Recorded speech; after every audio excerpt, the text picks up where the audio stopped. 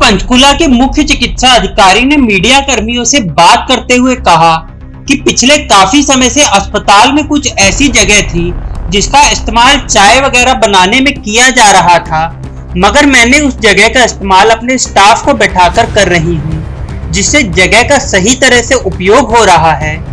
इसकी वजह से अस्पताल में भीड़ कम हो रही है। देखिए, यहाँ हमने, क्योंकि ये स्पेस मुझे लगता था बहुत अनयूटिलाइज्ड है। ये कमरा जिसमें मैं अभी बैठी हूँ उसमें पहले सिर्फ चाय बनती थी डिपार्टमेंट की, और मुझे लगता है कि एक चाय के लिए इतना बड़ा कमरा स्पेयर करना कोई समझदारी नहीं है। और ये जो बाहर वाला स्पेस था ये भी खाली पड़ा हुआ था। तो आयुष का डिपार्टमेंट अभी भी वैसे का वैसा चल रहा है। सारे मरीज़ आते हैं, दिखाते हैं, उनकी फार्मेसी है बाहर, उनका सब जोन है, वेटिंग एरिया, बाहर चेयर डले हुए हैं। तो इसको मैंने, क्योंकि हमारा इतना नेशनल लेवल पे कोविड वैक्सीनेशन का इतना बड़ा प्रोग्राम चल रहा है, और इवन रूटीन इम्यूनाइजेशन हमारा एक one of the biggest national health program है, जो हम इम्यूनाइजेशन बच्चों को देते हैं या माओं को देते हैं, किसी को भी देते हैं।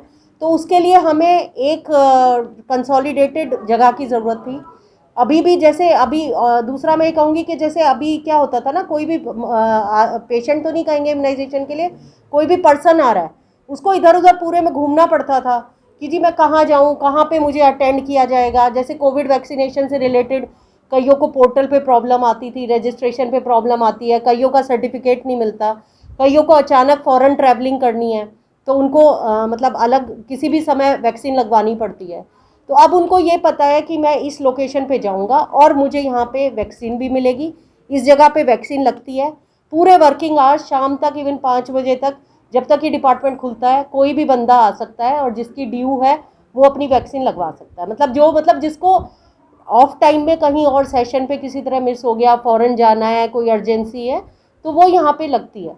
और मैम आपने व्यवस्थाएं, जिस तरह आप कह रहे हैं कि यहाँ किचन था, इसको यूटिलाइज करके आपने इसको वैक्सीनेशन सेंटर में तब्दील कर दिया, ऐसे आपने पूरे अस्पताल में जब से आपने पदभार संभाला है उसके बाद से आपने क्या कुछ जो है अरेंजमेंट किए हैं? देखिए, मैंने टीबी के मरीजों को भी, मुझे लगता था कि बहुत घूमना पड़ता है, उनके बेचारे पहले ही बहुत बीमार होते हैं और मोस्टली गरीब फैमिली से बिलोंग करते हैं। उनके छोटे छोटे कई सारे रजिस्ट्रेशन होते हैं और उनको जैसे एक यहाँ पे तो खाली मतलब उनको जैसे खाली दवाई देने से खाली टीबी का प्रोग्राम नहीं चल रहा, उसके साथ उसका निक्षय भी जुड़ा हुआ है, जिसमें उसको 500 रुपये महीना पेशेंट को रजिस्ट्रेशन के बाद मिलता है डाइट के लिए। उसके अपने रजिस्ट्रेशंस भी हैं, बैंक अकाउंट्स का रजिस्ट्रेशन होता है। तो मुझे लगता है जो सरकार ने एक कॉम्प्रहेंसिव प्रोग्राम शुरू किया है, वो पूरा का पूरा कॉम्प्रहेंसिव प्रोग्राम एक जगह से चलेगा, तभी वो मरीज़ ठीक से उसका फ़ायदा उठा पाएगा। अगर वो एक बार आने के बाद वो इलिटरेट मरीज, बेचारा गरीब मरीज पूरा दिन निकाल के आ रहा है और उसको तो ये लगता है कि 6 में सुविधा मिल रही है, लेकिन 6 में सिर्फ उसको एक पर्ची पकड़ा दें और हम भेज दें कि हो गया तुम्हारा इलाज, तो वो मेरे ख्याल से उसके लिए हमारी तरफ से इनकम्प्लीट मैसेज, इनकम्प्लीट ट्रीटमेंट या इनकम्प्लीट इम्प्लीमेंटेशन ऑफ प्रोग्राम है। जब तक कि हम उसको सारी सुविधाएं एक छत के नीचे नहीं देंगे, तब तक हम किसी भी प्रोग्राम को सक्सेसफुली रन नहीं कर सकते। तो ये मेरा आगे आने में भी मेरी कोशिश यही है। मैंने जब ज्वाइन किया था तब अपने डिपार्टमेंट, पूरे हॉस्पिटल के साथ मीटिंग भी की थी। मैंने सबको मैसेज दिया था कि मेरी सोच ऊंची है, मैं सिविल अस्पताल पंचकुला को मेडिकल कॉलेज की तर्ज तक ले जाना चाहती हूँ। ये मेरा मतलब एक सपना है और ये जा भी सकता है। मेरे पास इतने अच्छे डॉक्टर हैं, इतना अच्छा स्टाफ है, बस प्रोवाइडेड ये है कि थोड़ी सी सोच को बड़ा करने की ज़रूरत है। मैं चाहती हूँ कि एक डिपार्टमेंट हो, जैसे अगर टीबी का है तो वो एक डिपार्टमेंट हो, ऐसे नहीं कि एक जगह जाए वहाँ दवा मिले, एक जगह जाए वहाँ रजिस्ट्रेशन हो, एक जगह जाए वहाँ डॉक्टर देखे। मतलब वो मरीज जगह जगह घूम के इतना परेशान हो जाता है कि एंड में वो कहीं प्राइवेट जाता है। ये है कि एक जो मरीज आता है उसको एक ही जगह सारी सुविधा। बिल्कुल मेरा है कि वो उसको, जो मरीज जिस चीज़ का है, जो प्रोग्राम उसमें कवर हो रहा है, वो उसको एक छत के नीचे और एक जगह सारी सुविधा मिले। एक सवाल के जवाब में मुक्ता कुमार ने कहा कि एक मीडिया हाउस का कहना है कि मैंने अस्पताल में कुछ जगहों पर कब्जा कर लिया है। ऐसा कहना पूरी तरह से गलत है। अस्पताल सार्वजनिक जगह है, मेरे अकेले का नहीं है। एक आपके ऊपर आरोप भी लग रहा है किसी मीडिया संस्थान की तरफ से कि आप नाजायज जगह जो अस्पताल में मरीजों के लिए जगह उस पर आप कब्जा कर रहे हैं। देखो, एक चीज़ है, कब्जा तो तब कहते हैं जब किसी ने अपनी अनड्यू रजिस्ट्री करा ली हो, कुछ कर ली हो। मेरे नाम से तो यहाँ कुछ भी नहीं है ना। तो मैं तो जो भी कर रही हूँ it is all patient centric, ठीक है। मेरा जो भी एम है वो ये है कि मरीज़ को मैं कितनी आसानी से और कितनी संपूर्ण तरीके से सुविधा दे सकूं, वो मेरा हुआ है। नहीं, ऊपर की तरफ अगर 5th फ्लोर की बात करें तो वहाँ पे कुछ एक जगह पे एरिया पे कुछ एक जैसे केबिन्स वगैरह देखिए वो जो है 5th फ्लोर पे वो एरिया अनयूटिलाइज्ड पड़ा था, इतना बड़ा एरिया है ना, और वो पूरा ऊपर 5th फ्लोर एडमिनिस्ट्रेशन ब्लॉक है। तो जब वो एडमिनिस्ट्रेशन ब्लॉक है और मेरा एस्टेब्लिशमेंट का, मेरे को ये पता है जब आप ही के माध्यम से आते हैं या मेरे पास पब्लिक आती है कंप्लेंट लेके, जी मेरा ये रिम्बर्समेंट पेंडिंग है, मेरी सैलरी नहीं आई, मेरा ये नहीं आया, आप समझ गए, तो उसमें सारे लोग सफ़र होते हैं। इवन अस्पताल में इतने आउटसोर्सिंग के एम्प्लॉय लगे हैं, पीछे आप देखते होंगे कि किसी की सैलरी नहीं आती थी, 2-2 3-3 महीने पेंडिंग थी, सभी की जानकारी में है, बहुत बड़ा इशू हुआ था। अभी पिछले महीने उनकी सैलरी 7 तारीख को आ गई और अभी इस महीने भी उनकी सैलरी 7 से पहले आ जाएगी, ये मेरी गारंटी है। लेकिन उसको करने के लिए मुझे अपने डिपार्टमेंट को एक कोऑर्डिनेटेड वे में चलाना पड़ेगा, हर एक के ऊपर एक सुपरविजन रखना पड़ेगा, तभी ये चीज़ें, ये इतनी लंबी प्रोसेस होती हैं कि अगर एक जन उधर है, एक उधर है, एक कहीं और है, तो फिर उसको कोऑर्डिनेट करना संभव नहीं होता, ये हर कोई जानता है। इसका मतलब ये जो सीएमओ का स्टाफ जो सेक्टर 6 में बैठ रहा है फील्ड हॉस्टल में या सेक्टर 9 में बैठ रहा है कम्युनिटी सेंटर में, तो वो एक ही जगह पे आ जाएगा। देखिए मेरी कोशिश यही है, आगे आगे देखो, कभी भी किसी भी जगह लैंड एक लिमिटेड एसेट है और जैसे जैसे सर्विस बढ़ती हैं तो हमें उसमें किसी तरह से भी एडजस्ट जैसे करना पड़ता है। अभी एक MCH की बिल्डिंग बन रही है, एक मलेरिया का ऑफिस बन रहा है, जैसे ही वो 1.5 साल का उनका टारगेट है, जैसे ही 1.5 साल में 2 साल में वो वर्किंग हो जाएगा, फिर एक बार को स्पेस बढ़ जाएगा। लेकिन ये तो सर्विसेज बढ़ेंगी तो उसको उसी हिसाब से हमें एडजस्ट करना पड़ेगा। इसमें पहले भी यही था, आप समझ गए कि नहीं, CMO ऑफिस चलता था, ये तो कोविड की वजह से उस समय टेम्परेरी शिफ्ट किया था।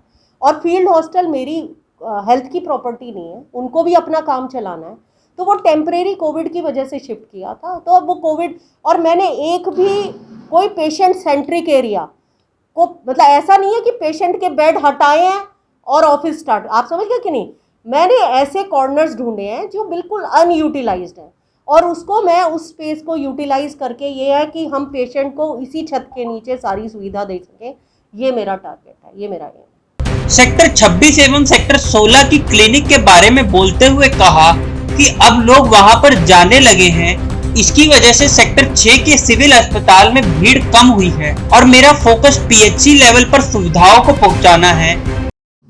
तो जो आपने अभी जो जगह, जैसे आपने सेक्टर जो ऊपर 5th फ्लोर है वहाँ पे कंजेक्शन हुआ, तो यहाँ पे नीचे जगह कम हो जाएगी तो उससे भीड़ वगैरह नहीं बढ़ेगी? देखिए भीड़ के लिए तो डीकंजेस्ट करने के लिए मेरा एफर्ट डे 1 से चल रहा है। अब आपने नोटिस किया होगा 26 का पॉली क्लिनिक जिसमें OPD 150 से भी कम रहती थी, आज OPD 500 की पहुँच गई है, 450-500 पर डे।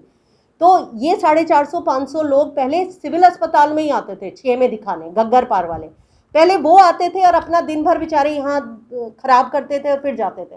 अब मेरे डॉक्टर वहाँ जाते हैं और वही मरीजों को वहाँ जाके अटेंड करते हैं, उनका भी पूरा दिन बचता है। जो मरीज है, जो बेचारा धक्के खा रहा था, यहाँ भीड़ में घंटा घंटा लाइन में लगता था, अब उसको वहीं पे 26 में वो सुविधा मिल रही है, तो वो लोग भी खुश हैं। आप कभी उनसे पूछ के देखिए जो वहाँ सुविधा ले रहे हैं, मैं तो खुद वहाँ जाती हूँ टाइम टू टाइम और मॉनिटर करती हूँ, तो पब्लिक भी खुश है।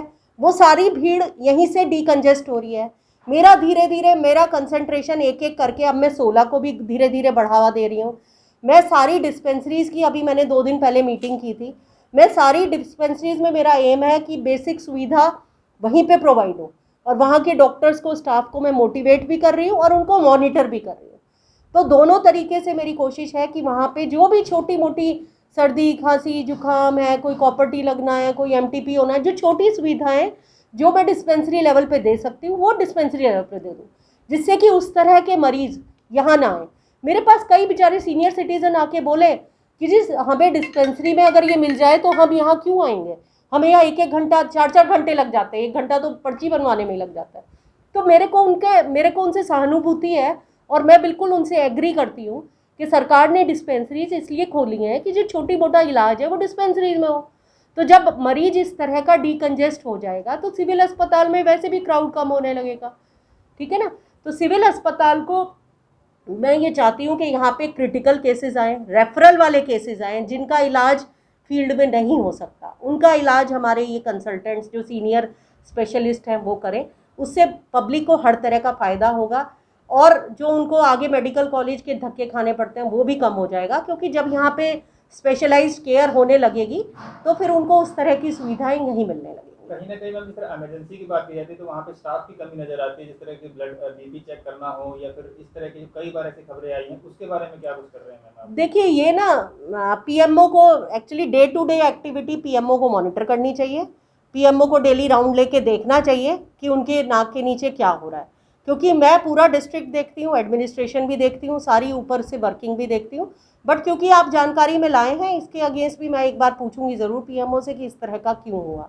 तो ये हेल्थ स्टाफ की वो है कि हेल्थ जो उनका स्टाफ है, मतलब उनकी स्टाफ नर्स है, वो बीपी ले, और अगर इस तरह की वो आई है तो पीएमओ को बिल्कुल इसके जानकारी होनी चाहिए कि उनका ऐसे क्यों हो रहा है हॉस्पिटल। वहीं जब मुक्ता कुमार से कहा गया कि पीएचसी के कर्मचारियों का व्यवहार मरीजों के प्रति ठीक नहीं रहता, तो इस पर डॉक्टर मुक्ता कुमार बोली कि अच्छा व्यवहार से मरीज अपने आप सही हो जाता है। ऐसे एक दो कर्मचारी ही होते हैं जिनकी वजह से सभी बदनाम होते हैं। पीएचसी को थोड़ा सा फोकस करें, पीएचसी लेवल के ऊपर बढ़ा रहा है, लेकिन पीएचसी का जो स्टाफ होता है ना, लोकल लेवल पे जो स्टाफ होता है, उनका थोड़ा सा व्यवहार मरीजों के प्रति ठीक नहीं होता, उसको भी थोड़ा सा आप सुधारें।